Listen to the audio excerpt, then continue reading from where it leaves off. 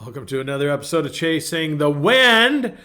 And I want to talk to you today. I was recording last week and the producer wrote down a bunch of stuff. I'm always asking him to write stuff down and he forgets. But this time he wrote down almost everything I said. I want to talk to you about being in a funk. Being in a funk. I'm going to tell you something. We can all get into a funk once in a while. We can get tired. There's that word, that acronym HALT, if we're angry, upset about something, or we're not in a good place. It's either because we're hungry, we are, angry? What's the L? The L is lonely, or can't remember the T right now. It'll come to me. If my wife was sitting here, she'd tell me what it is. Anyway, it doesn't matter. There's things that affect our moods and different things like that. And tired, that's it. Tired. We're tired. That's what the T stands for. Tired. Hungry, angry, lonely, or tired. I think that's what it stands for. If not, correct me in the comments below and we'll figure it. You know what I mean? There's things that affect our mood. Sometimes that's the time of year. If there was something that happened, we lost a loved one at a certain time of year, we can maybe get a little depressed about it or whatever. And it's okay. Many times it comes because we have gone so far. Someone asked me the other day, Mark, when are you taking your sabbatical? When I'm due for a sabbatical. When am I going to take it? Well, I'm trying to figure that out. Okay, to stay fresh. There's never no time lost in wedding. I think I talked about that one time. Anyway, it made me think about something from 1 Kings chapter 19. After Elijah has just dealt with the prophets of Baal, I believe it is. And he says, now Ahab told Jezebel everything Elijah had done and how he had killed all the prophets with the sword. So Jezebel sent a messenger to Elijah saying, may the gods deal with you, be it ever so severely, if by this time tomorrow I do not make your life like that of one of them. Elijah was afraid and ran. Now this guy just saw God move incredibly, but he was wore out. He was wore out. Ministry will wear us out. Jesus took naps, people. Jesus went and took a nap. It's okay to take a nap. Elijah was afraid, ran for his life. When he came to Beersheba in Judah, he left his servant there, while he himself went a day's journey into the desert. He came to a broom tree, sat down. I always wondered where brooms came from, by the way. Now I know. He'd sat under a broom tree, sat down under it, and prayed there that he might die. I have had enough, Lord. Boy, have I said that a few times. Take my life, I'm no better than my ancestors. Then he lay down under the tree and fell asleep. All at once, an angel touched him and said, get up and eat. That's my kind of angel. He looked around, and there by his head was a cake of bread baked over hot coals and a jar of water. He ate and drank, and then lay down again. The angel of the Lord came back a second time, touched him and said, get up and eat, for the journey is too much for you. So he got up and ate and drank. Strengthened by that food, he traveled 40 days and 40 nights until he reached Horeb, the mountain of God. There he went into a cave and spent the night. And the word of the Lord came to him. What are you doing here, Elijah? I'm going to leave it right there for a minute. Folks, it's okay to be in a funk once in a while. But at some point, we need to get out of the funk. I understand there is clinical depression. I have dealt with depression on occasion.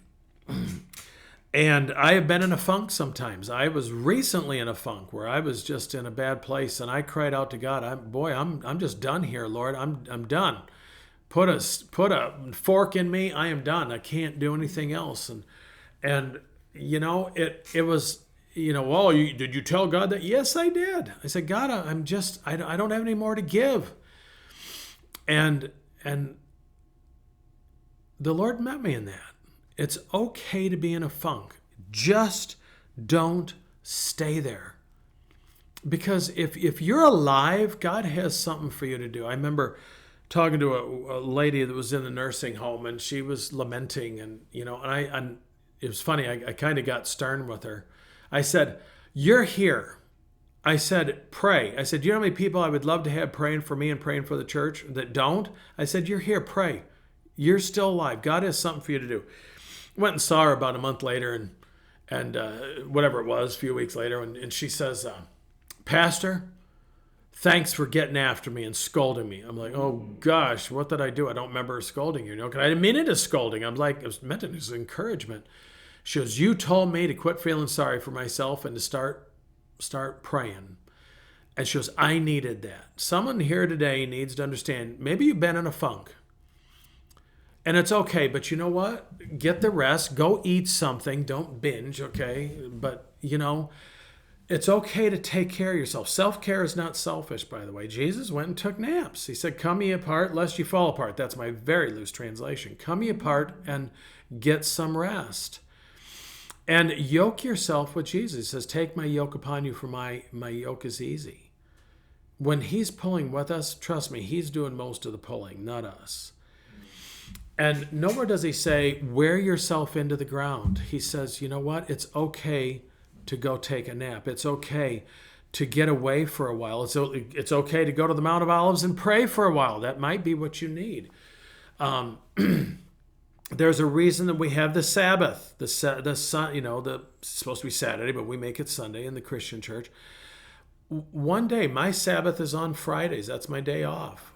And I guard it pretty well. There's times that I need to go do something, but, you know, if I can, I take my Sabbath on Friday, take my day off. And then there is, in my denomination, we're supposed to get a Sabbath, an extended period of time away to rest, to recharge for, you know, it's about every 5 years we're supposed to do that. They used to do it every 7. Now they're doing 5, realizing it needs to be more frequent. It's okay. Because it's no fun being in a funk. I'm going to tell you, I've been in those funks, and I don't like it. I don't like where, you know, how I feel, what's going on me. And it usually tells me there's some changes I need to make in my life. And I love what he says to me. You know, he says, what are you doing here? And I don't think it was about the location. I think it was like, what are you doing here in this funk? You've been here long enough. It's time now. I've fed you. You've rested. I remember a friend of mine told me he was doing a little retreat at a monastery, and he was renting a cell for the weekend or whatever. And he goes, I went, and he goes, God, what do you want me to do? And he said he felt the Lord telling him, take a nap.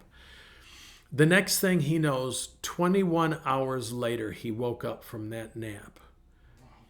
And so in a 3-day retreat, he spent 21 hours of it taking a nap. Apparently he needed it. And I have this tendency, and my wife likes to sleep in on Saturday, and I'm like, what? You slept in till 8? Half the day's gone. There's things we could have been doing, you know. And I'm learning that she needs that time. I don't always need that. I operate differently, and you know, and that's okay. Folks, it's okay to be in a funk, but don't stay there. That's not where God wants us to be. And so I just want to encourage you, if you're in a funk, maybe it's time for you to come out of it. And if you're in the middle of it, you know, let God meet you in the midst of it, but at some point, let him bring you out of it.